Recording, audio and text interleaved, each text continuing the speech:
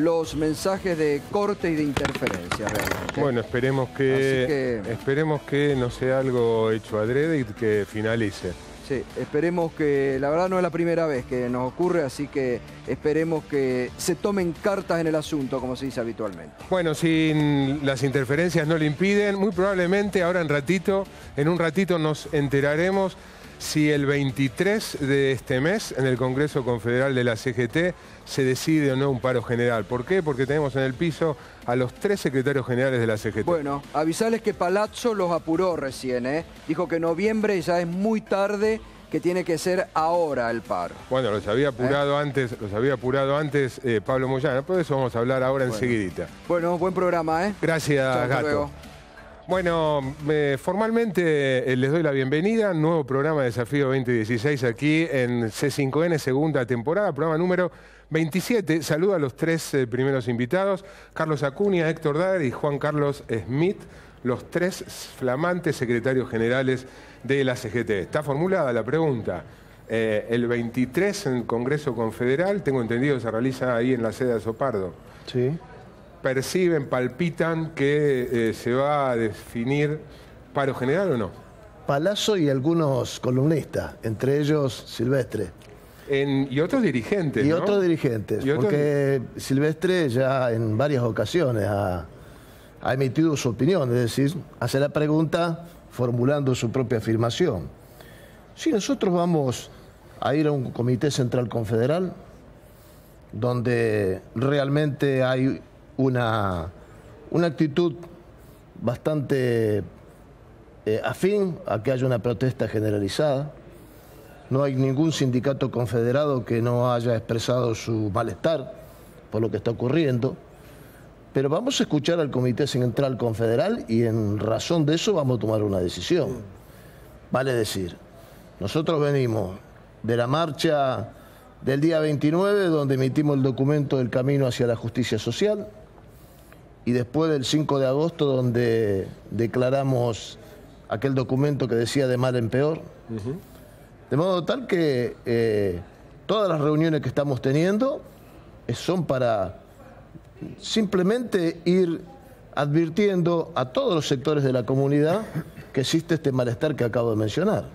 ¿Coinciden, Héctor, Carlos, con esta apreciación? Pareciera como que se perfila hacia una decisión a favor de una medida de fuerza de esa característica. Sí, yo además diría que la expresión de apurar, me parece desubicada la expresión, porque nadie apura a nadie. Creo que lo que nos apura son los problemas, las necesidades que tiene la gente, los compañeros que tienen trabajo, que tienen miedo a perderlo, la gente que no tiene trabajo, todo el trabajo informal.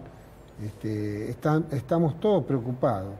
Así que hoy la CGT tiene un cuerpo orgánico y tenemos que tener ese respeto de lo que es el Comité Central Confederal, que seguramente se va a encontrar la coincidencia de cómo seguimos a partir del 23. Y creo que eso lo vamos a respetar a rajatabla, porque es lo que corresponde, porque antes estaba dividida la CGT y hoy no está más dividida, y entonces tiene que funcionar como la Confederación General del Trabajo, que tiene que respetar sus cuerpos orgánicos. Y el día 23 se va a reunir y a partir de ahí diremos entre todos cuál es el camino a seguir. Estemos de acuerdo o no estemos de acuerdo. Héctor, ¿algún matiz o estás básicamente de acuerdo? Hay que clarificar un poco también, digamos. Nosotros nos trazamos una estrategia, ¿no? Primero y principal, consolidar un espacio sindical con la unidad de la CGT. A partir de ahí nos trazamos otra estrategia de empezar a acumular alianzas para tener poder político, digamos. La CGT no es un club que nos juntamos un grupo de dirigentes para ponerle fecha a un paro. Sino nos quedamos en el testimonio de lo que debería ser o el deseo de lo que tendría que ser.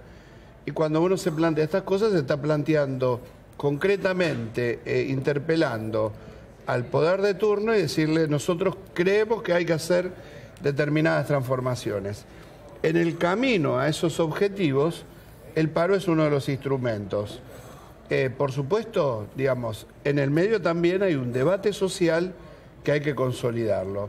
Por eso, la irresponsabilidad de decir, yo soy el bueno de la película, y si no para, me voy, digamos, me parece que marca cierto testimonio que no tiene correlato con una estrategia concreta que es la que se plantea el movimiento obrero. ¿A quién te referís con el bueno de la película que estaría en esa posición? No, por los comentarios que se hicieron en el programa anterior y que un poco se siguen acá. Creo que la estrategia que estábamos llevando adelante hoy coloca a la Confederación General del Trabajo en la escena de un mapa de discusión que no existía hace un mes y medio, ¿no? Los invito, le mencionaba recién a Gustavo en el pase, que quien también se había manifestado claramente a favor de un paro es el secretario gremial, ¿no?, de la CGT, secretario general de Camioneros, Pablo Moyano. Los invito a... Pero sí, yo te quiero completar, digamos, no es que esté en contra del paro, digamos, seguramente el 23 definiremos entre todos las facultades al Consejo Directivo para llevar adelante lo que fuera necesario, ¿no? La medida y el momento y todo que fuera necesario. Ahora, todo tiene que ver con un largo proceso que no culmina en noviembre, no culmina en diciembre ni en enero. Son varios años que quedan por delante. Después les quiero que me cuenten cuál es el sentido de estas reuniones que están manteniendo ustedes. Hoy fue con intendentes, la semana pasada con organizaciones sociales, pero antes los invito a ver y escuchar declaraciones de Pablo Moyano, no solo en relación al paro, sino la caracterización que hace Pablo Moyano sobre el presidente Macri. Quería conocer la opinión de ustedes. El gobierno está proyectando una ley del empleo joven que reemplazar a los trabajadores más antiguos por gente nueva, por chicos nuevos. Eso sería que miles de trabajadores quedarían en la calle reemplazados por trabajadores jóvenes. Advertimos, si es una mano del gobierno se equivocan. Es un ataque permanente del gobierno, no solamente a camioneros, a un montón de otras actividades por esta política económica de beneficiar a los empresarios, al campo, a la minera y perjudicar a los trabajadores. Bueno, la evaluación es que el 23 va a salir una media fuerza. Nuestra organización de camioneros va a pedir concretamente un paro nacional para el mes de octubre. Por esta política que se está llevando el gobierno, tarifazo, inflación, impuesto a la ganancia, despido, precarización laboral. Yo he estado con un conjunto de trabajadores en la Plaza de Mayo con los compañeros del CTA y bueno, son los mismos reclamos. Creo que va a ir aumentando a medida que el gobierno siga tomando esta medida y siga provocando, como lo hace el presidente, al decir que no va a haber reapertura paritaria. Es la misma política, es Macri y Menem sin patilla. Creo que no hay duda. Les digo, más allá de la figura, ¿no? El Macri es Menem sin patilla. Eso es una metáfora para caracterizar al presidente y al gobierno. ¿Comparten? Yo te quiero aclarar que en el Comité Central Confederal seguramente va a haber compañeros y después entre todos vamos a resolver de qué forma continuamos. Es decir, la mayoría, lo importante es esto, la participación en el Comité Central Confederal y la mayoría decide cuáles son los pasos a seguir y creo que ellos tienen el derecho de opinar como están opinando, del cual nosotros estamos de acuerdo en todos los sentidos, todo lo que está sucediendo. Si vos tomás en cuenta que apenas asumió Macri el 10 de diciembre, hasta fin de año aumentó todo. Continuó enero y febrero, estuvo más tranquilo porque ya hicieron el colchón y a partir de marzo y abril vino otro golpe de inflación más y no tenían nada que ver las paritarias, que siempre la excusa era de que porque los aumentos salariales eran lo que provocaban la inflación. Después, encima de eso, vino el tarifazo. En el medio, ayuda al campo, con las retenciones, a las mineras, y encima de eso, después decían que estaban aprendiendo. Entonces, ninguna medida a favor de los trabajadores, todas en contra. Todo eso hoy está acumulado, ese malestar social existe, el miedo de perder al trabajo, todos los despidos que han sucedido, reconocidos por el mismo gobierno. No difieren la caracterización que hacen ustedes de la que le escuchamos recién a Pablo Moyano en sobre absoluto, el gobierno. Nosotros eso ya lo hemos manifestado, por eso vuelvo a reiterar, más allá de las declaraciones más duras o menos duras de varios de los integrantes del Consejo Directivo de la CGT. Nosotros institucionalmente fijamos una posición en estos dos documentos. Está muy claro de que no compartimos el abordaje de los problemas. Tenemos una etapa de diálogo institucional, nos hemos reunido con el Ejecutivo, nos hemos reunido previamente a que se hiciera el Congreso de Reunificación de la CGT con el presidente, le hemos señalado cuáles son los problemas que atraviesan la sociedad argentina, pero indudablemente no hay los resultados concretos que nos permitan a nosotros tener alguna visualización de que los problemas se van a resolver, por lo menos en el mediano plazo. Y de modo tal que esto es lo que conforma el clima de cuáles son las posturas que vamos a tomar el día 23. Y quiero decir algo un poco más preciso. El Congreso nos eligió a nosotros tres. Vale decir que una vez que sesione el Comité Central Confederal, la resolución la van a tener que tomar estos tres hombres que están aquí. Esto es lo que va a ocurrir. ¿Puede el gobierno tomar alguna medida o algunas medidas que hagan cambiar esto que parece desembocar el 23 en un paro general? Sí, tiene que darse cuenta de rectificar en políticas de fondo, ¿no? Digamos, recién cuando hablabas y preguntabas la similitud con los años 90, más allá de lo metafórico, hay mucha similitud, ¿no? En la apertura de la economía, en creer que nos integramos al mundo ingresando muy desnudos, sin protección, y creyendo que la competitividad nos va a hacer crecer, nos va a hacer desarrollar, y lo único que vamos a hacer con esta ecuación es destruir sistemáticamente los puestos de trabajo productivos que tiene nuestro país, Pero ¿no? estoy pensando, de hecho ya ha trascendido, que a medida que se acerca el 23 del gobierno va a haber algún intento para tratar de evitar esa decisión. Estoy pensando, por ejemplo, algún anuncio respecto a impuesto a las ganancias, alguna otra concesión como fue el reconocimiento a deuda con obras sociales, ¿puede abortar la decisión de ir a un paro? A ver, Eloto. Tema obras sociales. Hay que terminar con el mito que el tema de las obras sociales actúa como canje frente a las situaciones sociales. El gobierno lo único que hizo es hacer una devolución de algo que estaba retenido indebidamente. Primera cuestión. Tema ganancias. El tema ganancias forma parte de los reclamos. Tiene más profundidad. Nosotros estamos cuestionando todo el sistema tributario, no únicamente ganancias. Porque en la punta del IVA lo pagan los sectores más vulnerables y en la otra punta de la pirámide golpean a los sectores de mayor calificación. Tercero, el problema central hoy está sentado en la persistencia de la inflación y en la caída del empleo. Y esto no se puede resolver con un anuncio a medias. Tiene que ser la voluntad concreta de revisar parte del trazado económico, que es el que han descrito los compañeros. Después les quiero preguntar sobre impuesto a las ganancias, que el sentido de estas reuniones que han tenido. Les pido si me esperan un segundo, en un rato seguimos con el reportaje. Ahora hacemos una breve pausa con la apertura del programa y tenemos un invitado aquí en el piso, el vicejefe del gobierno de la Ciudad de Buenos Aires. Un nuevo desafío, el desafío de hacer buen periodismo, sin concesiones, sin compromisos, para investigar, para preguntar, para opinar. Marcelo Slotoviazda.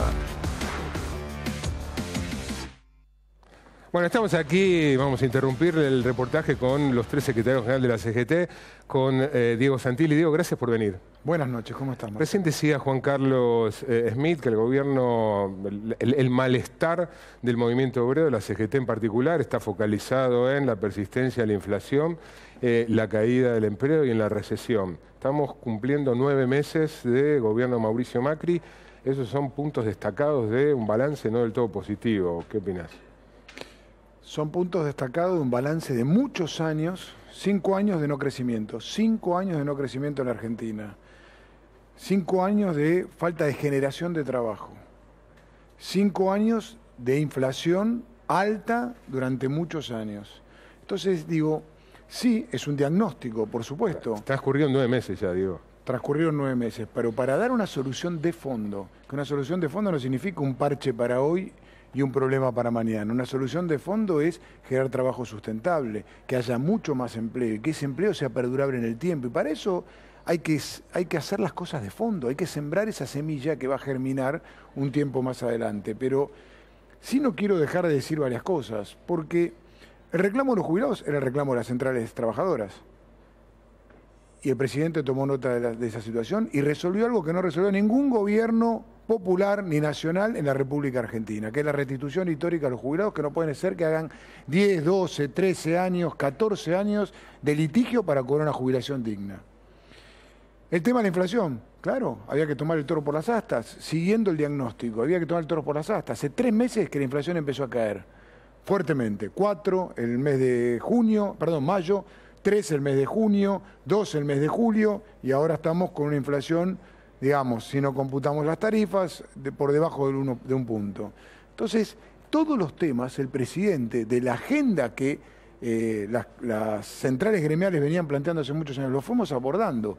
No se resuelve, Marcelo, en 9 meses un desaguisado de muchos años. Ahora, el último tema. Entiendo, Diego, que los problemas requieren tiempo para ser resueltos. Ahora, ¿era necesario 9 meses de pérdida de empleo, inflación más alta de la que había, nivel de actividad más bajo del que estaba? O sea, empeorar para después mejorar, ¿eso era inevitable? No, es lo que vos requerís para hacer las cosas bien es hacer las cosas de fondo. Y a veces la inercia de lo que venía, porque hablamos de índices de crecimiento o índices de no crecimiento. ¿Cuántos años hace que la economía no crece en el país? ¿Cuántos años hace que hay parate? El año pasado creció. Marcelo, creció hace poco, pero 4 creció. años que no genera empleo privado la economía argentina. Bueno, pero hace 4 años que no genera empleo privado. No genera empleo privado. Estamos cerrados a un coto chiquitito, aislados del mundo, con cepo, la economía cada vez más restrictiva, la Argentina yendo hacia Venezuela en vez de al resto del mundo. Y otra cosa que me parece importante, no hay apertura indiscriminada, no hay importaciones indiscriminadas, hay una vuelta al mundo, o un volver a empezar en el mundo, pero con racionalidad, ni relaciones carnales, ni no relaciones con el mundo, relaciones maduras, tratando de producir y poder venderle a nuestra producción de nuestras pequeñas y medianas empresas al mundo. Hubo en algunos sectores de bienes de consumo un aumento importante de importaciones. Si eso es apertura indiscriminada, no es cuestión de adjetivación. Ahora que hubo un aumento, lo muestran los datos. Pero no lo es, no podemos estar hablando de... Yo digo, sentémonos dentro de 4 o 5 meses y veamos si resulta eso que dicen de apertura indiscriminada. Y también hay que llamar las cosas por su orden. También decía Smith recién, y yo comparto, el tema de la devolución a las obras sociales es lo que corresponde, no es que es una discusión diferente, es lo que corresponde. Ahora, ningún gobierno lo hizo. Este gobierno sí, empezó a resolver esa situación. Entonces, la solución de fondo está, bueno, vamos camino hacia ella, estamos trabajando en esa dirección. Lo que nosotros decimos, a mí me parece que no es oportuno plantear este tema. Sí es oportuno establecer una agenda. Muchos de los trabajadores y de los secretarios generales con los que yo me reúno a diario, ni siquiera se podían sentar antes con el gobierno, ni siquiera había una mesa de diálogo. Por supuesto, la mesa de diálogo implica poner arriba de la mesa temas y resolver muchos de ellos. Vamos resolviendo cada uno de los temas sabiendo que nos dejaron un país en un desastre, en términos económicos, en términos de inclusión, en términos de integración, en términos de seguridad. Un desastre. Yo considero que es un desastre lo que nos dejaron. Vos estás en el PRO casi desde su fundación, hace muchos años, con Mauricio Macri. Da la impresión de que en las últimas semanas, no sé si como consecuencia de una sucesión de indicadores negativos, se empieza a percibir algunas grietas dentro del gobierno. Y algunas desprolijidades, declaraciones equivocadas por ser benévolo del viceministro de Seguridad, problemas con la vicepresidenta de la Nación, algunas internas del gabinete. ¿Percibís eso? Es verdad que vos estás ahora en una posición ejecutiva del gobierno de la ciudad, pero observás claramente lo que sucede a nivel nacional. Sí, estoy desde el origen con Mauricio, hace 14 años. Diría... Mucho tiempo vinimos construyendo esta alternativa y la diferencia que yo siento es por ahí no estamos acostumbrados en nuestro país es a trabajar en la diversidad. El PRO, lo que nació siendo el PRO y es Cambiemos, nace en la diversidad, nace con radicales, peronistas, muchísimos independientes, demócratas, diferentes partidos políticos que confluyeron en esa diversidad.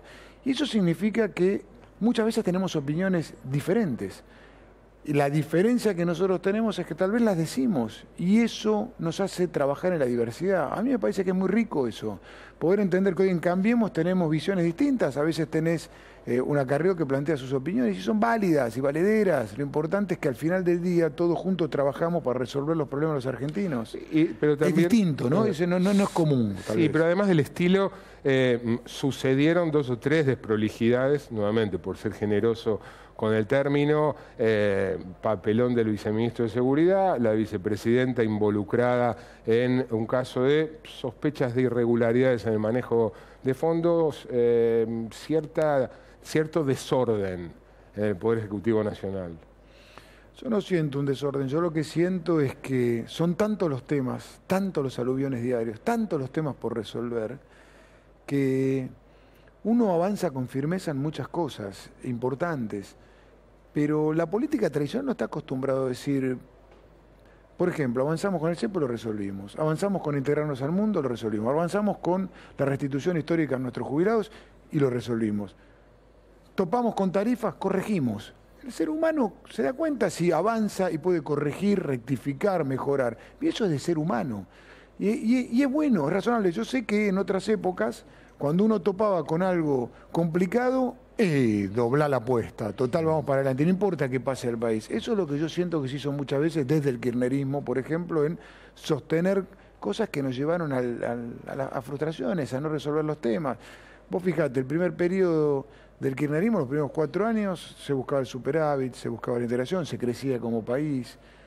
¿Qué pasó después? Entonces, por fortalecer el relato, nos olvidamos de que necesitamos producir, de que tener competitividad, y no tener competitividad para perder puestos de trabajo, tener competitividad para que nuestra producción pueda competir con el exterior, o tener un presidente que cuando viene el presidente americano le plantea el tema de los limones para Tucumán, y el tema de los limones empieza a resolverse. Y bueno, después de que resolviste el tema de los limones, te dicen, bueno, pero no pueden aterrizar los aviones porque la pista es corta. La primera pista que empieza a trabajarse es la de Tucumán. ¿Cuándo se hizo eso? ¿Cuándo se empezaron a resolver esos temas para que los tucumanos puedan producir, para generar un polo de desarrollo para toda esa región que rodea Tucumán y poder generar exportaciones más competitivas? ¿Cómo nos ponemos a trabajar para resolver el tema de los costos del flete? Y eso no significa perder puestos de trabajo, eso significa la multimodalidad, digamos, que el tren, que el camión integre, que el tren, digamos, un poco de todo, y eso lo estamos tratando de resolver. ¿Te seguís considerando peronista?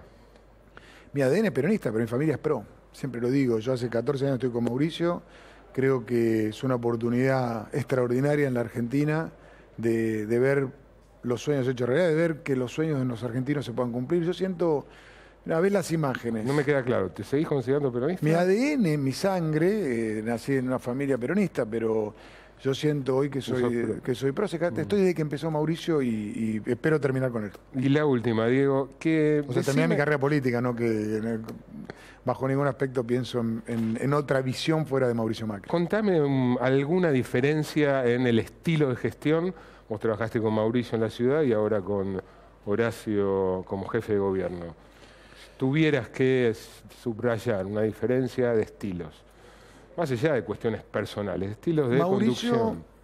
Mauricio, los dos le meten muchas horas. Siempre digo, Horacio me está liquidando. Yo antes iba a entrenar a las 7:30, ahora entreno a las 7 menos cuarto. Ya bajé 45 minutos el horario para seguir el ritmo. Es difícil en estos 7 meses. Los dos son hiperkinéticos, los dos miran proyecciones. Diferencia. Me parece que Horacio es más esquemático que Mauricio, pero los dos son dos tremendos trabajadores. Horacio es una máquina de trabajo que a veces no he visto en mucha gente la capacidad y la velocidad y las horas de trabajo que le pone Horacio. Diego, gracias por venir. Gracias a vos. Enseguida seguimos con Juan Carlos Smith, con Carlos Acuña y con Héctor Daer. Los tres están ocupando el lugar que, bueno, tenían hasta que ellos fueron electos como triunvirato de secretarios generales. Tenían Luis Barrionuevo, Hugo Moyano, y que antes había ocupado, bueno, el hermano de Héctor Daer, Rodolfo Daer en su momento, y que antes había ocupado durante muchos años esta persona que vas a ver ahora en un recuerdo. Es una conformación que yo diría viene de toda América. En Canadá hay marginados, en Estados Unidos hay 57 millones de marginados reconocidos. Y así sucesivamente se va dando. Ya no existe la pobreza digna, sino existe la marginación. La marginación significa sacar al hombre o a la mujer de la sociedad. Es no establecerles los medios necesarios para que se vuelvan a reingresar como le corresponde. Es terminar con la dignidad del ser humano. Y esta debe ser una de las prioridades de lucha. Aquí nada se gana con alta tecnología y con elevación de marginal, sino por el contrario. Una de las fases prioritarias que debe haber para pelear y ganar a la marginación debe ser la educación, la salud, la alimentación. Prioridades que desgraciadamente en estos momentos no se han fijado como corresponde. Lo que está pasando ahora. ¿Lo ven y qué les genera? ¿Qué es lo que está sucediendo ahora? Se repite la historia. Se repite la historia. La verdad que yo lo escuchaba recién, el mismo relato del gobierno anterior, el mismo relato del otro gobierno anterior, y así, desde la democracia a esta parte, siempre el castigo lo tuvieron los trabajadores, siempre el castigo lo tuvieron los humildes, y yo lo invitaría a que hable con la gente común de la calle, que le pregunte cómo le va. A Diego Santilli. A Diego Santilli, porque recién mencionaba esto. Yo desde el advenimiento de la democracia hasta esta parte no hemos tenido ningún gobierno que ha hecho lo que ha hecho el peronismo en su historia, que fue dignificar a los trabajadores.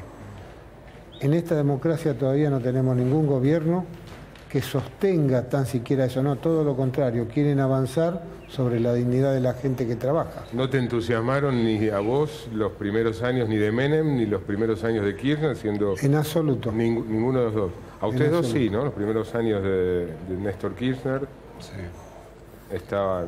Siempre señalé que el ciclo kirchnerista tuvo luces y sombras. Siempre lo he manifestado, vos sabés que he sido muy crítico en el último tramo, fundamentalmente. Creo que se perdió una oportunidad histórica de llevar al país a por lo menos ingresar a la etapa del desarrollo, pero como ocurre siempre en la Argentina, acá se enamoran de los instrumentos, se pierden los objetivos centrales y terminamos siempre tropezando con la misma piedra, ¿no? No hemos cambiado la matriz productiva de nuestro país y la consecuencia está a la vista. Lo que relataba Santilli es en todo caso una aspiración, pero la realidad está transitando por otro lado. Hay una particularidad del triunvirato de ustedes, si uno lo mira con un lente político partidario. Bueno, Héctor, vos sos diputado por el Frente Renovador en ejercicio. Carlos, vos sos miembro del Frente Renovador hace muchos años. No es el caso de Juan Carlos Emilio. O sea, de 3 integrantes del triunvirato, 2 están alineados en el Frente Renovador que dirige Sergio Massa. Eso inevitablemente ha dado lugar a conjeturas, análisis, conclusiones, o es una simple casualidad. No, digamos, las conjeturas siempre tienen alguna subjetividad detrás. Los 3 que estamos acá, al igual que todo el Consejo Directivo, somos dirigentes sindicales, primero que nada. En determinado momento, como dirigentes sindicales, integramos un espacio político, algunos otros compañeros han integrado otro, pero esencialmente somos dirigentes sindicales que fuimos a un espacio político, no dirigentes políticos que venimos adentro de la CGT, ¿no? Digamos, esto como para clarificar cuáles son los intereses que movilizan y motorizan cada una de las decisiones nuestras, ¿no? Vos, Juan Carlos, no te sentís en minoría. Es curioso. Yo te quiero aclarar algo, porque vos nos ponés a los dirigentes gremiales como que estamos ocupando un espacio político. En este gobierno da la casualidad... Dije eso. A ver, del espacio político lo ocupamos después de nuestra actividad gremial, que la actividad gremial es defender a los trabajadores y ahí tenemos los compañeros de todas las banderas políticas. Después participamos en política también, porque vos te imaginás todos los empresarios esto, ¿a dónde irían a parar los convenios colectivos de trabajo o los derechos de los trabajadores trabajando las leyes solamente el sector empresario? Para ponerte un ejemplo, que es el que dijo Pablo por los medios. Hoy tenemos una ley de empleo joven, pero detrás de eso hay un objetivo, que es precarizar el trabajo. Está claro eso. Entonces, si no participamos en la política y discutimos nosotros defendiendo los derechos nuestros, y bueno, no quiero pensar dónde estaríamos ahora, ¿no? ¿Me permite? Sí, Juan Carlos. Es curioso esta observación, ¿no? ¿Por qué? Y porque yo podría hacer la observación en el sentido inverso. Muchos de los que asusan o agitan el paro son justamente hombres, sectores, columnistas, que estaban en posiciones cercanas al kirchnerismo y que tenían una postura o una interpretación totalmente distinta, no hace mucho tiempo atrás. Más contemplativa, más condescendiente. Se trata de esto, se trata de tratar de sintetizar cuáles son las posiciones y ver cuál es el grado de coherencia que tiene cada uno. Tenemos que ir a una breve pausa. Después le voy a preguntar si el movimiento obrero sigue siendo la columna vertebral del peronismo y en tal caso, ¿dónde está el peronismo? Después de una pausa.